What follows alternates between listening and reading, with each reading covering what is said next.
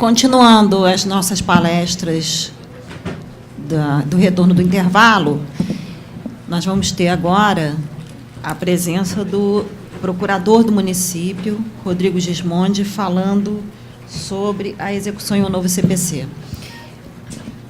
Em relação ao doutor Rodrigo, eu queria dizer que, pessoalmente, é um orgulho para a Procuradoria ter aqui um procurador palestrando, um procurador que está fazendo doutorado, né, mestrado em processo civil, é um processualista, foi aprovado no último concurso, tem demonstrado com muito afeto e com muita dedicação a sua capacidade profissional.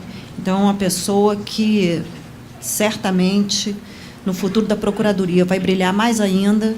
E eu estou próxima da aposentadoria, não vou pegar muito essa repercussão do Código de Processo Civil, fico feliz de ver que vou ser substituída em muitas das minhas tarefas por pessoas com o brilho do doutor Rodrigo. Então, doutor Rodrigo, vem aqui, por favor, fazer essa... Vai fazer daí? Vai falar daí? Pode ficar à vontade. Então, deixo com vocês a palestra do doutor Rodrigo Gismondi.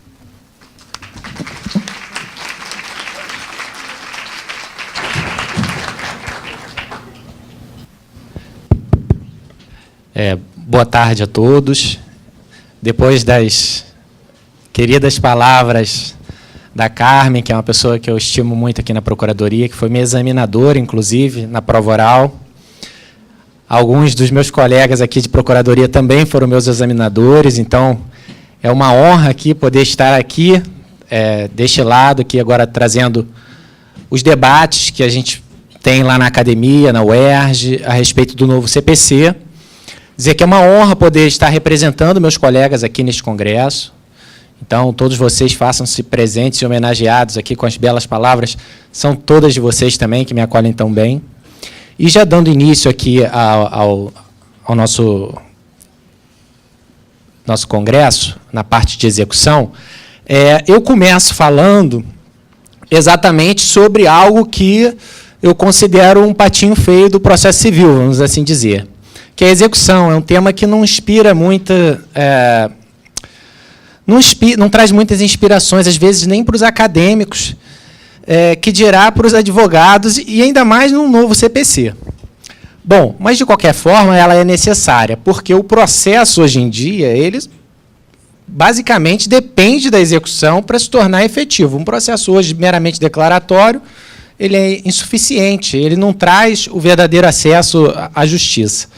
Bom, a execução, não preciso nem dizer, ela sofre diversos entraves, não só a execução em geral, como especialmente a execução fiscal.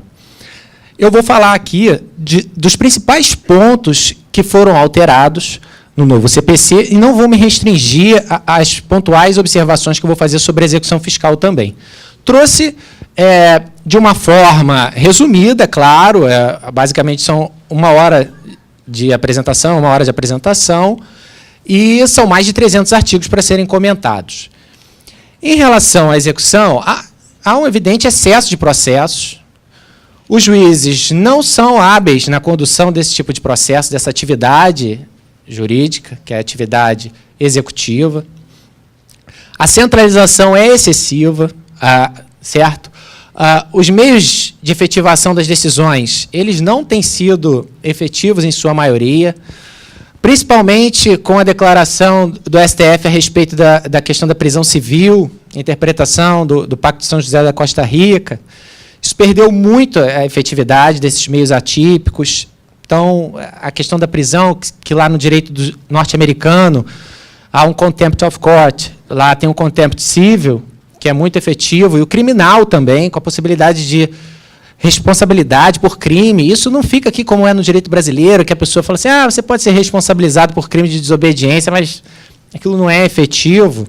Enfim, a execução sofre muito com a inefetividade e com a inabilidade, com a falta de habilidade dos profissionais em lidar com esse tipo de atividade jurisdicional. Bom, além disso, nós vivemos numa sociedade que ela estimula o consumo. Você é endividado e há anúncios na TV, pegue mais um empréstimo, nós financiamos para negativados. Cada vez mais as relações são fluidas, os bens de raízes, nossos avós portugueses que adoravam os imóveis, cada vez mais são substituídos por bens voláteis, a volatilização dos bens, né? Poucos bens de raiz. Então, a execução, ela, como era enxergada antigamente, ela teve que ser adaptada à nova realidade civil.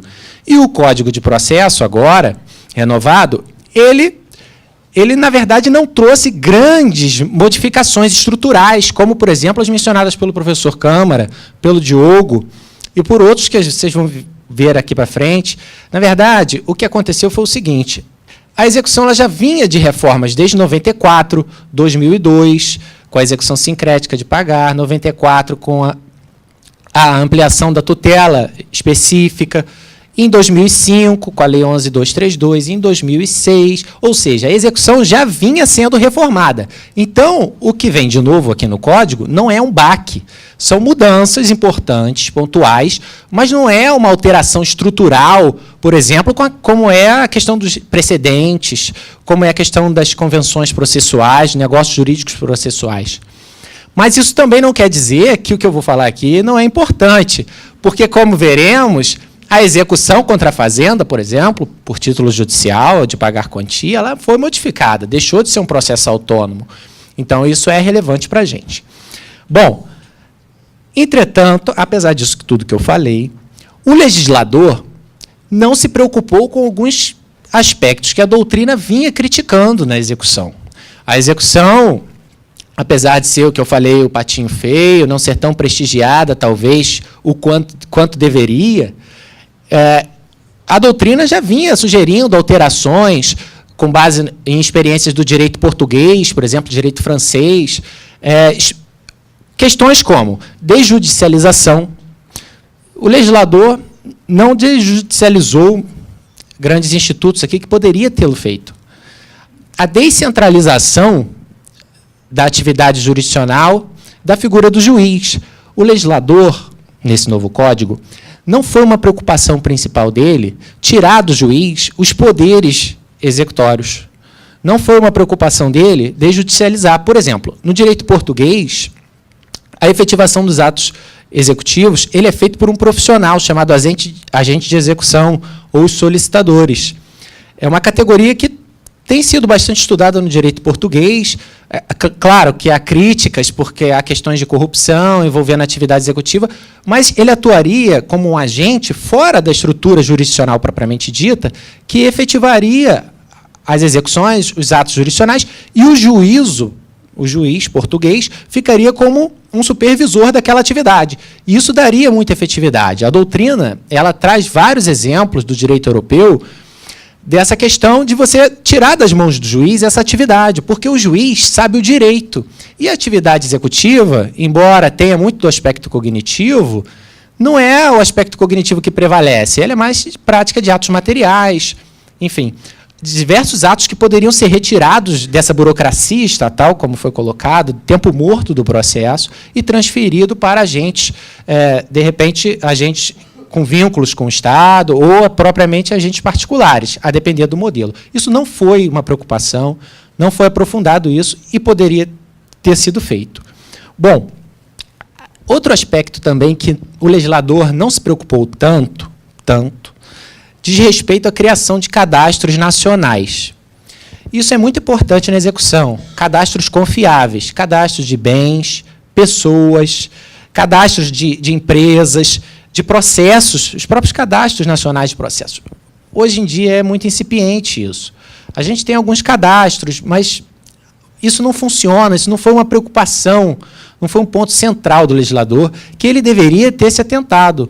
Porque olha a importância para o exequente, a facilidade de acesso dele, já no início da execução, em indicar bens, se ele puder acessar dados cadastrais, informações públicas sobre a existência de bens, claro, tudo com respeito ao sigilo fiscal, bancário, mas, enfim, ele tem que ter meios para poder localizar bens e dar efetividade à execução, já desde o início, indicando bens à penhora, quais são os bens. Isso facilita muito, evitando-se a procura, acesso de cadastro em diversos estados, comunicação precária. Um cadastro nacional de bens, processos e pessoas, ia facilitar em muito. Isso não foi uma preocupação central do projeto. Poderia ter sido feito. Outra questão, que também não foi preocupação, foi a previsão de uma sugestão do professor Leonardo Greco a respeito da incidência de juros compostos, juros progressivos. Ou seja, o estado de mora, em vez de denotar a incidência de juros simples, em que são muitas vezes previsíveis, são juros pequenos ao longo do tempo, poderia ter introduzido um mecanismo de juros progressivos, juros sobre juros, o que, com certeza, estimularia o pagamento antecipado, dificultando até mesmo o cálculo do devedor sobre valer a pena ou não manter seu estado de mora. Isso também poderia ter sido incluído. E uma outra questão também que poderia ter sido melhor delimitada seria a criação de filtros para execuções inviáveis, não apenas execuções fiscais, considerando, claro, a dificuldade de diversos entes públicos em estabelecer esses critérios por si próprios.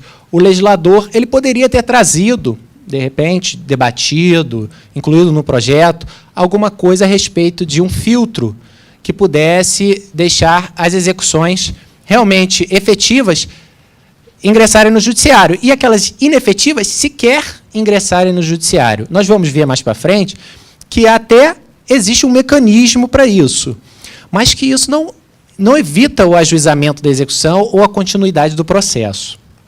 Então, essas são as questões sobre as quais o legislador não se debruçou e que poderia ter sido feito.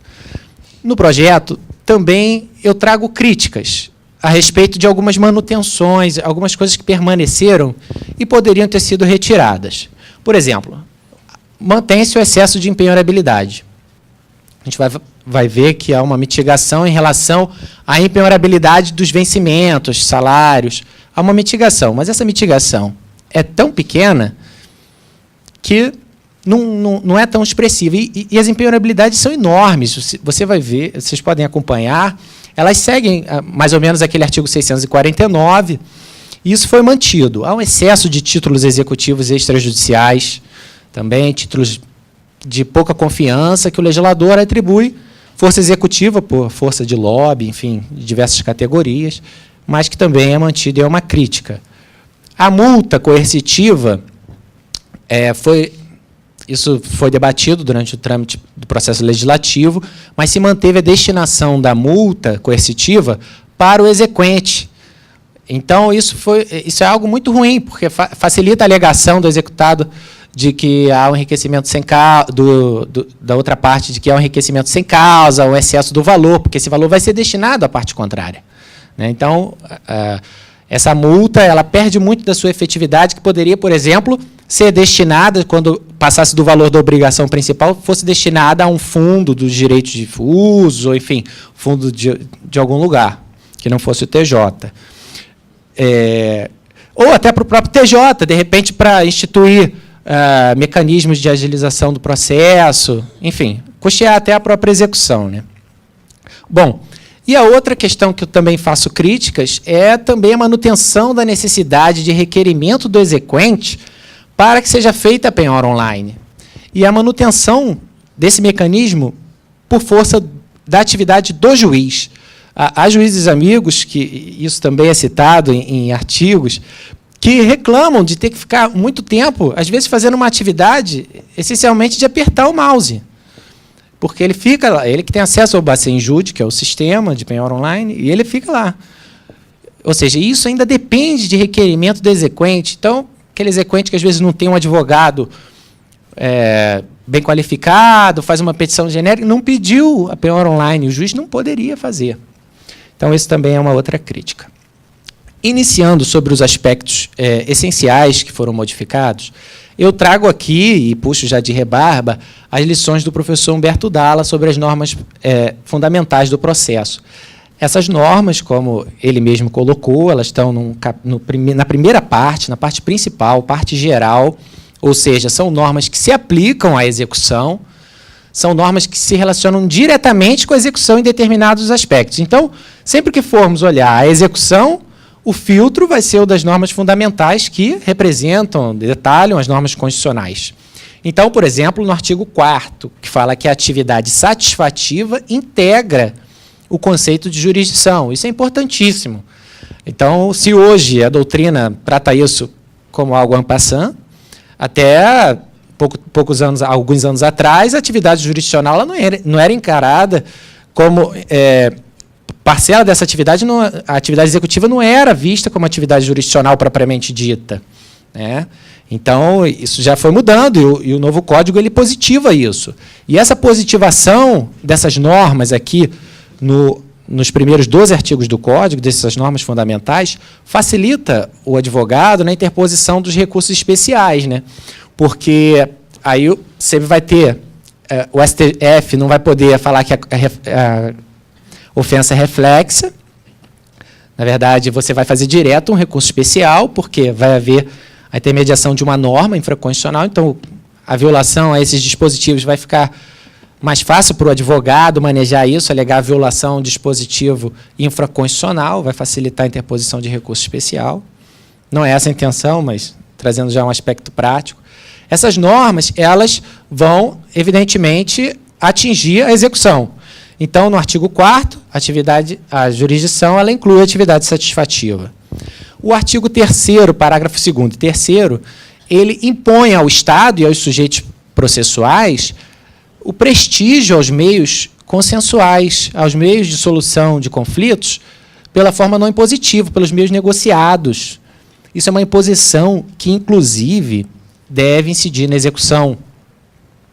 No mestrado, eu estou escrevendo justamente sobre isso, sobre a aplicação, a necessidade imperiosa de, na execução, principalmente execuções complexas de processo coletivo, obrigação de fazer, políticas públicas, a necessidade de o juiz entender a execução não como uma forma imperativa, inevitável, de imposição do seu poder estatal e da decisão, mas da necessidade de, muitas vezes, chamar as partes para uma composição não sobre o mérito propriamente que já foi decidido, mas sim sobre forma de cumprimento, possibilidade de auxílio e fiscalização por parte de terceiro não interessado na causa, necessidade do diálogo a respeito da forma de um calendário processual na execução, de fiscalização, enfim, diversas medidas que na execução de políticas públicas, por exemplo, seriam extremamente úteis para o processo, para a sua efetividade, né? Porque há uma inadequação desses mecanismos tradicionais imperativos, há uma inadequação disso hoje. Você vê, o artigo 3º ele impõe a solução consensual, é uma norma geral para qualquer tipo de fase processual, inclusive a executiva. Não é porque estamos na execução que não podemos deixar de ter o diálogo entre as partes. O diálogo ele legitima o processo, legitima a intervenção jurisdicional. Então, nós devemos ver, e os juízes devem ver isso com mais razão ainda, a necessidade de estabelecer o diálogo também na execução. Há necessidade, de repente, de se marcar uma audiência, entre aspas, especial, para tentar uma composição das partes a respeito de prazos, formas de implementação. Disso tudo que eu falei, isso é necessário, ainda mais em questões complexas. E isso está aqui. O enunciado 485 desse fórum que foi mencionado, do Fórum Permanente de Processualistas, cujas decisões são tomadas em colegiado, assim como esse aqui presente, e são unânimes para serem aprovados, então são enunciados que nós devemos estar familiarizados no nosso dia a dia, porque provavelmente eles representam quase uma unanimidade da doutrina. O enunciado 485 fala que é cabível a audiência de conciliação e mediação no processo de execução, inclusive sendo possível a apresentação de plano de cumprimento de prestação, que é o que doutrinadores como Sérgio Ehrenhardt chama de medidas estruturantes. Seria exatamente isso, você introduzir esses mecanismos para evitar justamente a inadequação de você, desde já, numa sentença coletiva, numa obrigação complexa que você tenha que prestar, e evitar desde já a incidência de multa dos meios de efetivação tradicionais pensados sob o ponto de vista de uma jurisdição impositiva, imperativa, necessariamente, que é equivocado. Então, há também, digno de menção também, a incidência da boa-fé e da cooperação, tal como foi mencionada, também na execução. E a gente vai ver alguns exemplos disso aqui mais para frente. Bom, em seguida, o segundo ponto que eu gostaria de destacar, que eu acho importante, é o seguinte: isso é um ponto estrutural que foi modificado. O legislador, atendendo aos reclamos de doutrinadores como Marinoni, por exemplo, ele trouxe as medidas, os meios de efetivação das decisões, as medidas coercitivas, os meios executivos, ele trouxe a atipicidade, que era prevista para as obrigações de fazer, não fazer e dar.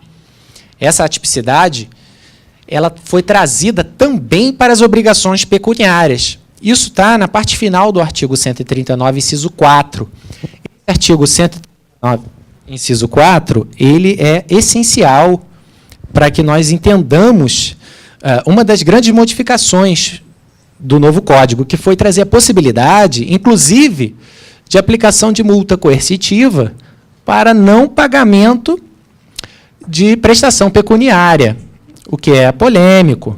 O STJ, por exemplo, nega isso hoje em dia. Mas com o novo Código, com essa previsão, eu entendo possível essa aplicação, com base no artigo 139, inciso 4, parte final. E outros meios indutivos também, sempre respeitada a proporcionalidade, claro. Ou seja, o juiz pode determinar diversas medidas atípicas, se não cumprida a prestação pecuniária. É verdade que há um enunciado do Fórum de Processualistas, do Fórum Permanente, entendendo que esses meios atípicos eles são subsidiários aos meios típicos. Mas, apesar desses enunciados serem unânimes nos congressos, isso não é pacífico, não será pacífico isso. Elencar um ranking de prioridade entre meios típicos e atípicos, porque isso deve ser resolvido no caso concreto, à luz das situações da causa. Às vezes os meios típicos previstos não são adequados. E às vezes um meio atípico ele é mais efetivo do que um meio típico, que também seria possível, mas em razão da proporcionalidade, um meio mais efetivo deveria prevalecer. Então essa é uma mudança estrutural. Outra, a multa que eu falei, coercitiva, que agora está no artigo 537, é aquela multa lá do 461, parágrafo 4º. Essa multa coercitiva ela mudou um pouco. Continua sendo destinada ao exequente, que é uma crítica. Ela é uma multa imediatamente eficaz. A partir do prazo que o juiz determinar, ela vai incidir. Tudo ok, não muda. É possível o cumprimento provisório. Aqui já, atualmente, há uma divergência. Tinha o entendimento de que podia ser exigida desde logo, aí depois o STJ falou, não, só depois... há, claro, uma OBS, há previsões específicas na lei que fala que, às vezes, a multa, por exemplo, a ação civil pública, a multa só pode ser exigida após o trânsito julgado, é uma previsão específica. Mas, no geral, ela tinha uma divergência sobre qual o momento que ela poderia ser exigida. Exigida, eu digo, já levantado o dinheiro, pago. Havia uma discussão. E o novo código, ele diz, olha, ela é exigível, você pode fazer o cumprimento dela, esse cumprimento está no artigo 537, parágrafo 3º e 4º, mas aqui é o que é a novidade. O levantamento dessa multa, ou seja, a entrega dela, do valor para o exequente, beneficiário, ele é condicionado. E isso é condicionado ao quê? Ou ao trânsito em julgado da causa, ou à pendência do agravo do 1042, 2 e 3, que é uma situação muito pontual. Então, a regra é, você só vai poder levantar o valor da multa depois do trânsito julgado. Isso dá segurança ao exequente de que vai receber, porque ele pode, desde já, exigir e apreender aquela quantia, mas também dá a garantia ao executado de que, se ao final do processo ganhar, não vai ter que tentar correr atrás, às vezes, de alguém que já sumiu com aquele valor, que isso pode acontecer. Na verdade, então, isso é uma mudança relevante. É a segunda mudança relevante que eu falo. A terceira mudança, e aqui não é uma mudança propriamente dita, é um aspecto que está de acordo com a cooperação e a boa-fé, é a necessidade de, ao se apresentar cálculos, ou seja, quem traz algum cálculo na execução, deve trazer um demonstrativo em que ele indique taxa de juros e correção monetária, termo inicial de juros e correção monetária, ou seja, isso está aqui no artigo 524 e no 798, parágrafo único. Ou seja, a parte tem que trazer os critérios que ela utilizou para aquele cálculo. Não basta simplesmente jogar o cálculo. Ela tem que trazer os critérios, os termos e as taxas. O que ela utilizou. Isso facilita, para todos, para o contador do juízo, para o juízo e para a parte contrária. É uma manifestação até de boa-fé e cooperação, a parte indicar os itens que ela se utilizou. Isso é muito importante, é uma manifestação da boa-fé e da cooperação, como eu falei. Outra questão que também é uma modificação é a previsão expressa no artigo 805, parágrafo único, de que, quando o executado alega uma situação de menor onerosidade, ou seja, faça dessa forma porque para mim é menos onerosa, pegue este bem em substituição ao outro penhorado, ele tem o dever de mostrar que não apenas o meio que ele está indicando é o menos oneroso para ele, mas indicar também que esse meio é tão efetivo quanto o outro. Ou seja, ele tem esse dever, sob pena de sua alegação de menor onerosidade não ser levada em consideração pelo juízo. Isso é importante. Se isso era intuitivo antes, por conta da própria boa-fé, hoje está expresso no Código, e isso é importante. Outra situação, outro ponto digno de nota.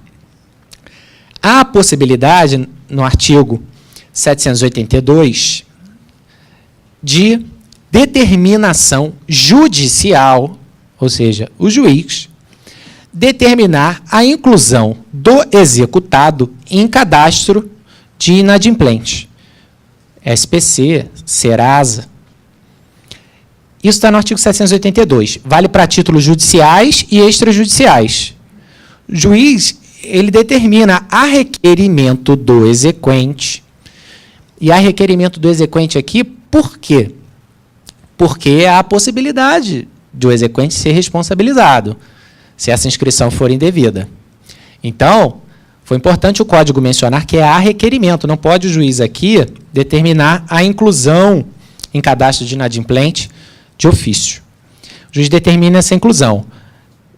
O cancelamento, de acordo com o enunciado 538, o Código não fala como cancela isso, mas o Fórum de Processualistas falou o seguinte: nós vamos aplicar o mesmo mecanismo de cancelamento do outro mecanismo que eu vou falar agora, que é uma novidade também ao lado dessa determinação judicial, dessa possibilidade de determinação judicial de cadastro em cadastro de inadimplente, que é a previsão expressa do protesto judicial, do protesto de decisão judicial.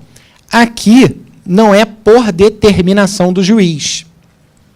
Aqui, o exequente obtém uma certidão de teor da decisão transitada em julgado. Então, possibilidade de protesto judicial. O exequente obtém uma certidão de teor da decisão transitada em julgado, uma decisão tem que ser líquida, certa e exigível. Ele obtém essa certidão, e o artigo 517, que é o que regula a matéria, ele prevê isso, ele obtém isso no cartório, apresenta no cartório de protesto e é estabelecido o protesto. Mas há a possibilidade de cancelamento. Para cancelar, deve a parte pagar a dívida e comunicar ao juízo, e aí o juízo determina o cancelamento. Essa regulamentação, a meu ver, o Código poderia ter feito de modo simétrico entre as duas possibilidades, porque são meios coercitivos, são meios indiretos de cobrança que poderiam ter sido sistematizados de modo semelhante. Então, há a possibilidade desse protesto de decisão judicial. Isso já era possível no CPC de 73. A Lei de Protesto 9492, ela prevê no artigo 1º a possibilidade desse protesto. E o STJ já admitia o protesto de decisão judicial. Então, assim, não é uma novidade. A novidade é ela estar expressa. E a questão é, aqui o Código trouxe o requisito do trânsito em julgado, coisa que não existia. Ela poderia ser certa, líquida, exigível, mas aqui exige o trânsito em julgado. E na execução fiscal, até a mudança dessa lei de protesto recentemente, em 2012, já previa a possibilidade de inscrição de protesto judicial, mas aí da certidão da dívida ativa, só para mencionar, já que a nossa ex-chefe da dívida ativa está presente, o chefe também.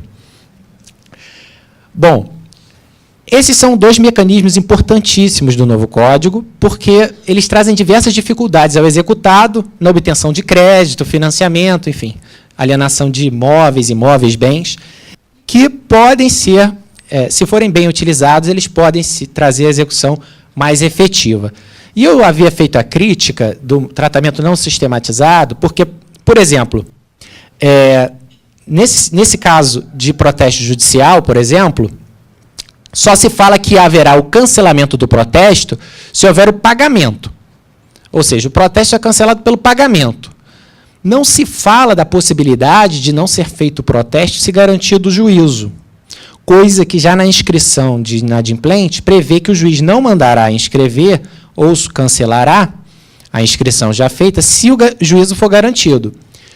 Eu entendo que possa ser aplicado aqui também por analogia, mas isso, consequentemente, vai gerar discussão, né? Então, eu acho que isso poderia ter sido tratado de modo simétrico. Passando a um ponto seguinte, eu já entro na questão da prescrição intercorrente, que foi tratada expressamente no Código, no artigo 921 e no artigo 924, inciso 5.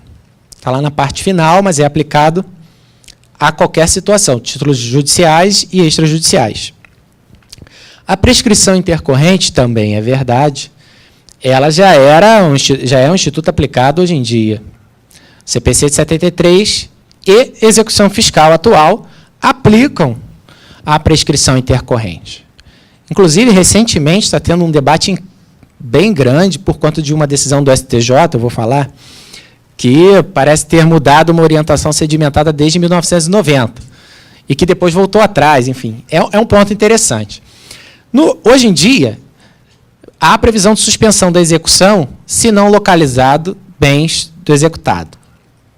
O executado que não tem bens, a execução fica suspensa. Desde 1990, o STJ vem aplicando um entendimento criticável para muitos, de que, suspensa a execução por inexistência de bens, suspenso estaria o prazo de prescrição. Não correria o prazo de prescrição intercorrente. Isso na execução em geral, tá? Não estou falando da execução fiscal.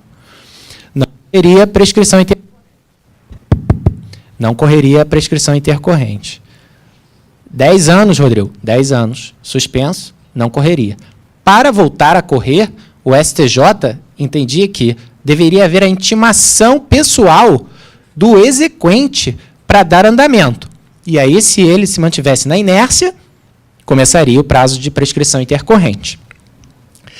Mas, surpreendentemente, dia 6 de outubro, a terceira turma, o ministro Paulo Sanseverino, ele falou o seguinte: olha, apesar desse entendimento, de acordo com o novo CPC, sobre as inspiradas lições do novo CPC, isso não pode ser assim. A prescrição intercorrente no novo CPC, ela prevê que ela vai tramitar mesmo o processo suspenso, a gente vai ver como. Não pode ficar suspensa eternamente, isso está errado. Declarou a prescrição intercorrente no caso em concreto. Surpreendentemente, uma semana depois, o mesmo ministro voltou atrás, sem qualquer explicação, e aplicou novamente o entendimento de que suspensa a execução por falta de bens não flui o prazo de prescrição intercorrente. Quer dizer, saiu o Cruz e Tucci no Conjur, falou: o STJ mudou a posição a respeito da prescrição intercorrente. O Câmara veio e portal processual e falou: olha, calma, não é bem assim essa decisão. Eu até posso concordar com o mérito dela, de declarar a prescrição intercorrente, acho que não pode ficar eternamente suspenso, mas calma, porque você interpretou o CPC isoladamente, com todo respeito. Você não observou a segurança jurídica, você não observou o 1056 do novo CPC, que eu vou falar. Enfim, foi uma interpretação data vênia assodada, apesar de que no mérito possa ter sido correta. Então, há essas críticas a respeito da prescrição intercorrente hoje. Na execução fiscal, nós temos o artigo 40 da Lei de Execução Fiscal, que prevê lá o sistema de que, não encontrando bens, você suspende o processo por 1 ano, fim do prazo ele é arquivado e aí passa a correr um prazo de prescrição intercorrente. Bom, isso deu muito certo na execução fiscal, isso agilizou bastante, são processos que ficam parados muito tempo. E isso foi, à luz da inspiração da execução fiscal e do que deu certo lá, que o legislador trouxe o modelo do artigo 921 que eu falei. E esse modelo é um modelo diferente do que se vivia até então, de suspensão do processo por ausência de bens e suspensão do processo de prescrição. Hoje, o novo CPC fala, nós seguimos, basicamente, agora, o regime da execução fiscal, basicamente. Não localizou bens executado.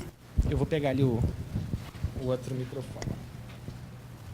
Não localizando bens ou executado, o que acontece? O juiz, ele suspende o processo de execução por 1 ano, suspendendo o processo de execução por 1 ano e suspende a prescrição também por esse ano. Não achou bens, vai para o arquivamento. Intima as partes dessa decisão de que suspende o processo por 1 ano, de que vai ficar, depois ele vai ser arquivado. 1 ano, suspenso, prazo de prescrição e do processo. Intima as partes. Olha, estou suspendendo, vai ficar 1 ano. Acabou esse prazo, ele vai para o arquivo. E aí, o enunciado 195, enunciado 195 do Fórum de Permanente, fala o seguinte, e aí, automaticamente, começa a correr o prazo de prescrição intercorrente, que, segundo o enunciado 196, é o mesmo do direito material, que é aquela súmula 150 do STF, mais ou menos aplicado por analogia. Então, a parte ela fica ciente desse início do prazo de prescrição intercorrente já na primeira situação de não localização dos bens e do executado. O juiz fala, olha, não localizei, você está intimado que eu não localizei, que eu estou suspendendo por 1 ano. Após esse prazo, vou arquivar. Ou seja, a pessoa já vai estar ciente de que mais ou menos ali uns 6 anos ela vai ter que achar algum bem, senão vai estar prescrito, se for 5 anos a prescrição, claro. Mas, em geral, são 5 para a gente. Então, vocês têm que prestar atenção nisso. Não vai haver uma nova intimação. Não vai haver intimação pessoal que o STJ aplica para o CPC. É algo bem parecido com a execução fiscal. Só que esse novo sistema, gente, aplicável agora a qualquer tipo de execução, de acordo com o artigo 1056, que está lá nas disposições transitórias, esse sistema só vai valer, o termo inicial dessa nova prescrição intercorrente só vai poder ser contado da data em que o código entrar em vigor. E aí vocês ficam com a polêmica. 16, 17, 18. Isso vai variar. Quantas situações não vão estar prescritas por conta do 16, 17, 18? Quantas execuções fiscais, quantas execuções comuns? Então, esse artigo 1056, ele prevê isso. Aí a pergunta que eu faço é a seguinte. Ora, e o artigo 1056, peço perdão aqui, mas eu acho que é interessante a gente ler, ele fala assim, considerar-se-á como termo inicial do prazo da prescrição prevista no artigo 924.5, inclusive para as execuções em curso, a data de vigência deste código. Ou seja, isso é importante. Só daqui para frente. A questão é, ele negou a possibilidade de prescrição intercorrente até então, aplicada pela jurisprudência? Isso foi um recado de que estamos errados em decretar a prescrição intercorrente, em reconhecer essa prescrição? Sinceramente, acho que não. Por que acho que não? Porque isso foi feito, na época da execução fiscal, isso foi perguntado. Isso gerou inúmeros questionamentos e gerou um agravo em recurso especial 534.414, de 2014, segunda turma, em que, em relação à questão da execução fiscal, na época, quando mudou, se perguntou, e aí, vai valer quando? E aí ele falou o seguinte, o STJ, é cabível a decretação da prescrição intercorrente por inércia da Fazenda, mesmo em hipótese diversa daquela regulada na Lei de Execuções Fiscais, Ou seja, o que acontece é o seguinte, indiretamente, creio eu, que o que vai prevalecer é o seguinte, há o regime de prescrição intercorrente anterior, que deve ser regulado pelos pressupostos da jurisprudência até então vigente. E haverá esse regime novo, de acordo com essas regras novas, esses novos pressupostos, que não exclui o anterior, mas que esse novo só vai poder ser aplicado com o prazo a partir da entrada em vigor do novo Código. Então, eu acho que são regimes cumulativos. Claro, pode ter opiniões em sentido contrário, mas até o momento nada se tem falado muito sobre isso. Outro aspecto importante é o de honorários na execução. E aí já passando a uma questão que é bastante sensível. No artigo 85, parágrafo 1º, o novo Código ele estabelece uma regra, que é execução, resistido ou não, cumprimento provisório, e aí a inovação muito grande, provisório ou não, haverá a incidência de honorários em execução. Isso é interessante, está no artigo 85, parágrafo 1º. É uma previsão geral. Há previsões específicas de honorário na execução. Exemplo, 520, parágrafo 2º, que fala do cumprimento provisório de quantia certa. 523, parágrafo 1º, que fala do cumprimento de pagar quantia no definitivo, fixo percentual. O 827, que fala da execução de título extrajudicial de pagar quantia, já fala o percentual, 10%. Então, isso foi uma regra. E o que isso tem de importante para a gente? A questão é, em relação ao título executivo extrajudicial, o enunciado 451 fala o seguinte, embora, estou resumindo em síntese, ele fala, embora só se tenha especificado na execução, propriamente dito, nos diversos procedimentos executivos, os honorários na de pagar quantia certa, são cabíveis, e aí ele menciona os diversos artigos da execução de título extrajudicial, fazer, não fazer e dar, o artigo 827 pode ser aplicado, deve ser aplicado a essas execuções. Então, qualquer tipo de execução de título extrajudicial vai caber essa fixação de honorário de execução. Tudo bem, Rodrigo? Cumprimento de sentença. O STJ já entendia possível a incidência de cumprimento, no cumprimento de sentença de pagar quantia dos honorários, se não fosse pago voluntariamente. Mas nada se falava a respeito do cumprimento, ou seja, da execução de título judicial de obrigação de fazer, não fazer e dar.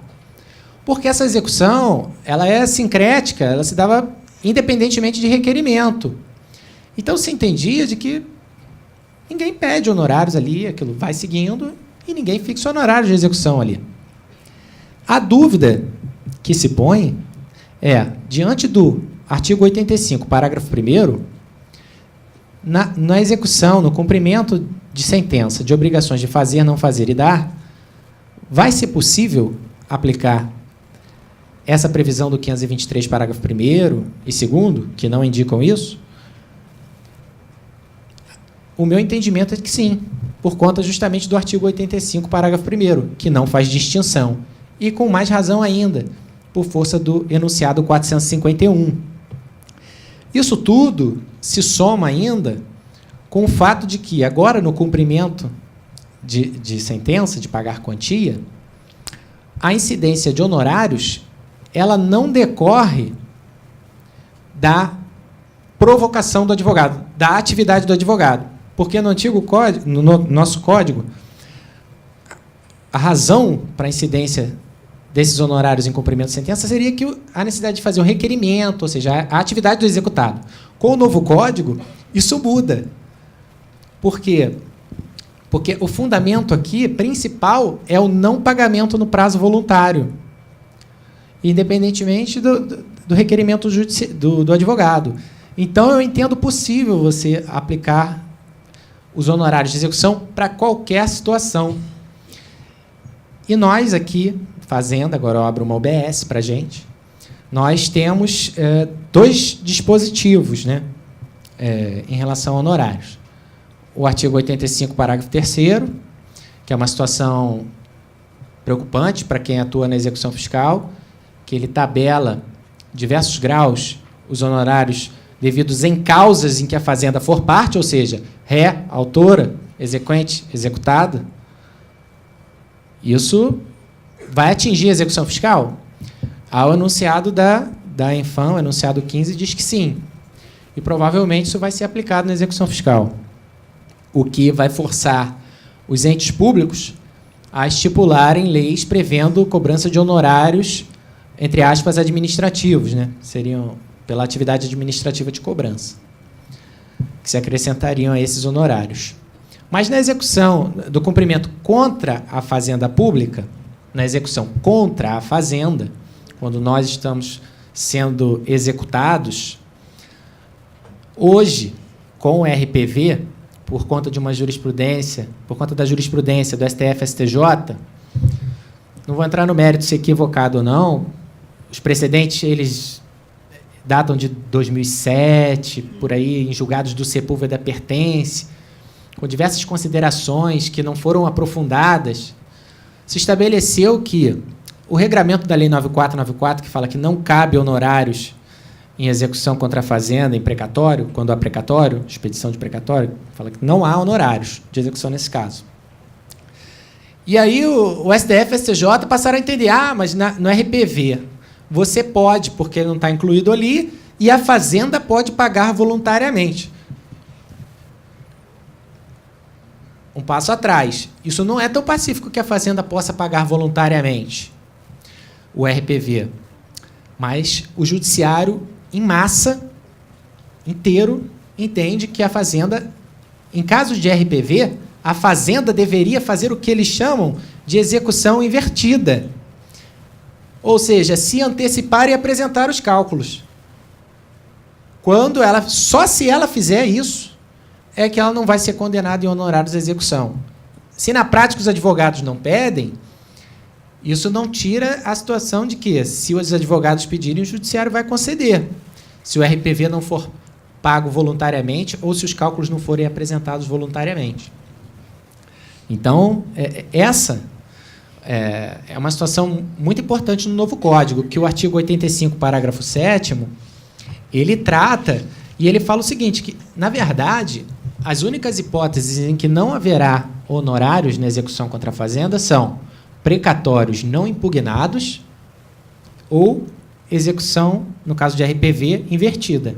São as únicas duas situações em que não haveria honorários de execução contra a fazenda. Então, nós, fazenda, temos que nos preocupar em, de repente, adotar uma postura cautelosa de fazer essa execução invertida, por mais que isso possa parecer estranho aos olhos do advogado público, mas se os advogados particulares vierem a postular honorários de execução e se for aplicada a jurisprudência da STF e STJ, isso vai acabar sendo uma preocupação, porque vamos ser condenados.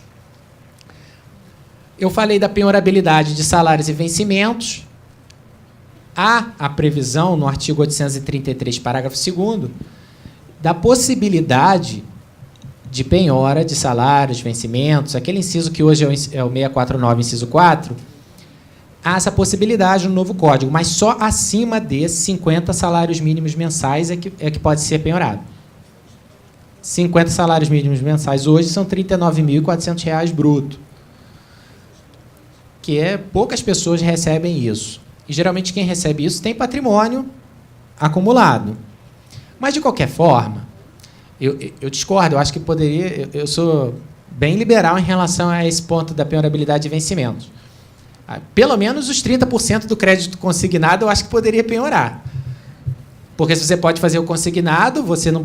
Se for, né, nos devidos casos, é claro, poderia penhorar. Mas, enfim, vale como uma quebra de paradigma. Porque isso foi uma queda de braço, com certeza, no Congresso, mas permaneceu, vale pela quebra do paradigma. A STJ vem mitigando isso, tá? Isso vai continuar sendo mitigado pela jurisprudência. Mas o ideal é que fosse mitigado pelo legislador, para nos dar segurança e dar segurança ao executado. Bom, houve o detalhamento da penhora online, isso foi importante. Agora, a penhora online não é mera apreensão e acabou. Houve um detalhamento. Agora, não vai haver uma modificação tão grande, mas aqui pontualmente se previu que, inicialmente, o juiz decreta a requerimento, que é aquela crítica que eu já tinha feito, a requerimento do exequente, o juiz, que é outra crítica também que eu faço, ele vai e declara a indisponibilidade pelo sistema do Bacenjude. Indisponibilizou. Aí, o executado é intimado disso. Olha, executado, sem dar ciência ao executado, o juiz faz essa indisponibilidade. E está expresso, sem dar ciência, para evitar aquele caso do juiz. Fale sobre o requerimento de penhora online. E aí a pessoa, porque eu já vi isso na prática, eu já tive um processo em que o juiz manifesta a parte contrária sobre o requerimento de penhora online. Não, está certo que pode ser uma pessoa de boa fé, vai deixar lá o dinheiro, mas pode ser uma pessoa de má fé que some com o dinheiro. Então, expressamente está lá, sem avisar a parte contrária. Fez a indisponibilidade, intima o executado. O executado vai poder arguir uma espécie de mini impugnação, e aí tem uma série de discussões se isso vai precluir, se não vai, mas creio já que não. Uma mini impugnação, decidido isso, rejeitado ou não feita essa mini impugnação, essa indisponibilidade é convertida em penhora. Então, se destrinchou aquele ato de apreensão da penhora e o depósito. Então, se destrinchou isso. Só se regulamentou melhor o que estava só em um dispositivo legal. E agora eu vou para o ponto culminante, já terminando, que é o da execução contra a fazenda. Quando nós somos executados, hoje vem tudo por execução autônoma. Agora, com o novo código, só vai vir execução autônoma se o título for extrajudicial. A execução de título judicial, cumprimento de sentença, de pagar quantia, claro, ela vem por processo sincrético. Isso é uma novidade.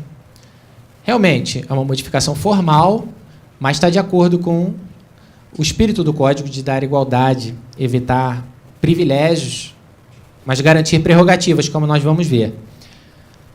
A prerrogativa é intimação pessoal. Isso é uma prerrogativa geral da Fazenda Pública, está lá no artigo 183. Intimação pessoal, em todos os casos. O prazo vai ser de 30 dias úteis, né? De acordo com o artigo 219. É nos próprios autos. Ou seja, o processo é sincrético. Você vai poder oferecer aqui, não vai ser embargo à execução, vai ser impugnação. Então, não vai ser o ajuizamento de uma demanda autônoma. Está semelhante, bem semelhante, ao que é feito agora com os particulares, o cumprimento de sentença. Você é intimado pessoalmente a respeito daquele dever de pagar aquela quantia certa. Iniciado o prazo de 30 dias, você tem 30 dias para impugnar ou não. Se você impugnar, se nós impugnarmos, apesar de hoje eu entender que isso também é um dever do procurador, mas STJ entende que não é um dever. Hoje, com o novo código, isso ficou expresso, você tem o dever de indicar o valor que você entende devido, sob pena de isso ser rejeitado. Então, há o dever de indicação do valor devido. Está no artigo 535, parágrafo 4º. E há também a situação de condenação em honorários que eu já falei. Então, no cumprimento de sentença de pagar quantia contra a Fazenda, há essa novidade de não mais ser o processo autônomo como era antes. Então, vai ser um processo único e a defesa vai ser por via da impugnação, prazo de 30 dias. No cumprimento geral do particular, ou feito por nós contra o particular, em determinados casos, cumprimento de pagar quantia, cumprimento de sentença. Mudou um ponto, que é o ponto inicial disso, e é muito importante, que é o quê? Hoje em dia, o que prevalece? O acórdão do cumpra-se, já começa aquele prazo de 15 dias para a pessoa cumprir voluntariamente, para o executado cumprir voluntariamente. Não pagou naqueles 15 dias, requerimento, expedição de mandado de penhora, ou efetua a penhora online. Agora, isso mudou. O prazo de cumprimento voluntário não começa automaticamente. Agora, se a decisão já pode ser executada, o exequente tem que fazer um requerimento para intimar o executado a cumprir voluntariamente. Mudou. Conseguiram perceber? Hoje, o prazo de 15 dias para pagamento voluntário independe de requerimento. É automático. Depois já incide multa de 10%. Agora, com o novo código, isso veio a necessidade de um requerimento. E o requerimento é para o cumprimento voluntário. Pode gerar críticas, pode não gerar, foi uma opção do legislador, legítima. E isso, esse requerimento, isso está no artigo 513, parágrafo 1º e 2º. Requerimento para cumprimento voluntário. Então, isso é um ponto digno de mudança. Não se inicia o prazo para cumprimento automaticamente. E essa intimação, o artigo 513, ele foi detalhista. Ele colocou, o devedor será intimado. E aí ele não colocou só o diário oficial. Ele trouxe o diário oficial, trouxe a possibilidade de aviso de recebimento, por exemplo, quando a pessoa não tem procurador constituído nos autos, assistido da Defensoria Pública. Só que a redação dele merece algumas críticas. Por exemplo, o inciso 3, que fala do meio eletrônico, não previu a situação do processo com o advogado privado cadastrado ser eletrônico, que não vai ser por DO a intimação dele, vai ser por meio eletrônico. Então, o inciso 1 tem que ser completado, no caso, exceto no caso de processo eletrônico, que a intimação é eletrônica. Outro caso, o advogado público não foi colocado aqui, a gente não é intimado por DO. Inclusive, existe enunciado falando o seguinte, a Fazenda Pública, mesmo quando intimada pelo Diário de Justiça, pelo DO, o prazo dela não se inicia no novo CPC. Não se inicia. O prazo da Fazenda Pública no novo CPC só se inicia da intimação pessoal. Claro, se for eletrônico, intimação eletrônica. Se não for, carga, remessa dos autos ou vista em cartório. Ou seja, publicação em DO agora, para a gente, por incrível que pareça, se tornará, 99% talvez das vezes, irrelevante, de acordo com o novo Código de Processo Civil.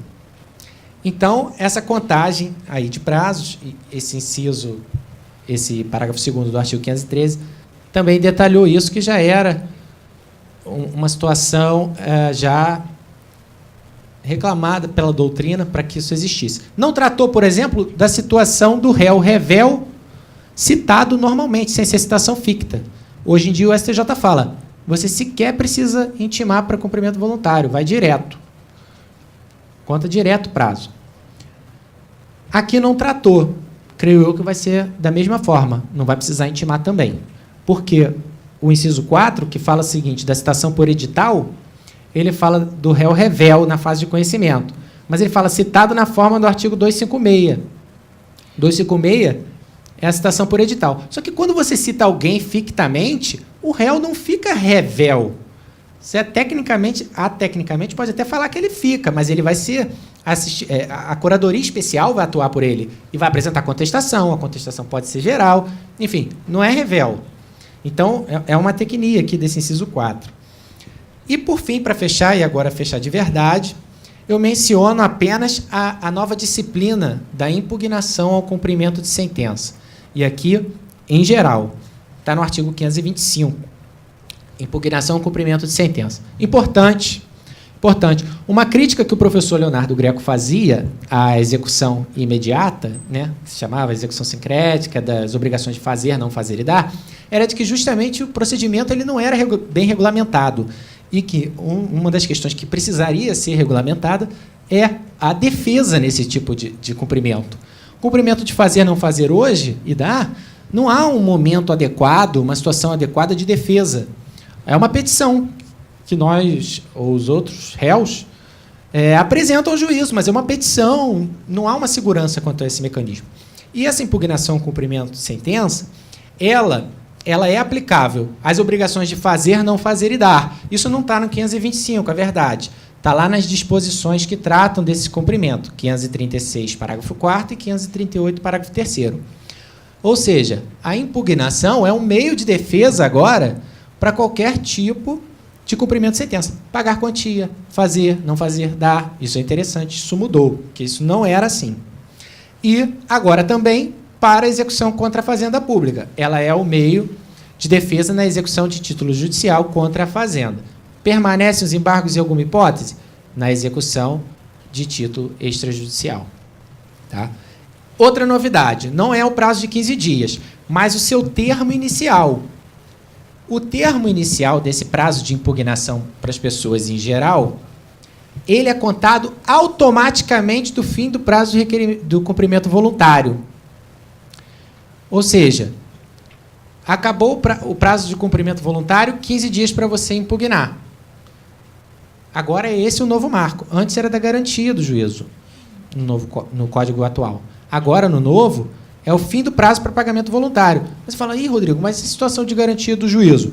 Bom, hoje em dia não vai mais precisar de garantia do juízo para impugnar. É uma grande novidade, uma grande alteração, muda completamente a sistemática atual da impugnação. E há uma previsão expressa, que é relevante aqui, só para mencionar, que questões supervenientes à apresentação da impugnação, questões de ordem pública ou fatos supervenientes, podem ser arguídos, mas aí vai ser realmente por simples petição e não nova impugnação. Isso está no 525, parágrafo 11. A questão é, acolhida a impugnação, é tranquilo que fixa honorários. E se ela for rejeitada? A rejeição da impugnação, ela gera um acréscimo aos honorários inicialmente fixados para execução? A pergunta aqui tem um sentido. Eu aplico aqui a previsão do 827, parágrafo 2º, que trata da rejeição lá em seguida, ou seja, a previsão de majoração desses honorários. No 827, parágrafo 2º, é uma regra geral da execução que está nos títulos extrajudiciais. Fala, o valor dos honorários poderá ser elevado até 20%, quando rejeitado, e aí no caso do título extrajudicial, os embargos de execução. A pergunta é, rejeitada a impugnação, eu posso utilizar desse dispositivo aqui para o título judicial, para a execução de título judicial? Eu vou poder majorar isso? Nós temos a divergência. Súmula 519 do STJ fala, não, a rejeição de impugnação não gera acréscimo de honorários. E nós temos o enunciado do ENFAM, da magistratura, dizendo, o enunciado 51, também negando isso. Mas, de outro lado, nós temos o enunciado do Fórum Permanente de Processualistas, falando, esse dispositivo, 827, parágrafo 2º, se aplica ao cumprimento de sentença, podendo ser majorados até 20% da quantia cobrada. Então, vejam, eu teria outras considerações, mas o professor Marco Antônio está aqui, eu não vou passar muito do prazo até para não cansar mais os senhores, mas, de qualquer forma, vejamos que temos algumas mudanças, não são, talvez, não chamem tanta atenção dos ouvintes quanto as relações com precedentes, recursos, mas que são relevantes no nosso dia a dia e são dignas de nota e de estudo por todos nós. Então, eu queria agradecer mais uma vez o convite, agradecer a presença, dizer que é uma honra participar ao lado do meu orientador, o professor Marco Antônio, que é procurador do Estado, e que nos vai dar a honra aqui de prosseguir com essa palestra, e agradecer desde já a presença de todos vocês. Muito obrigado.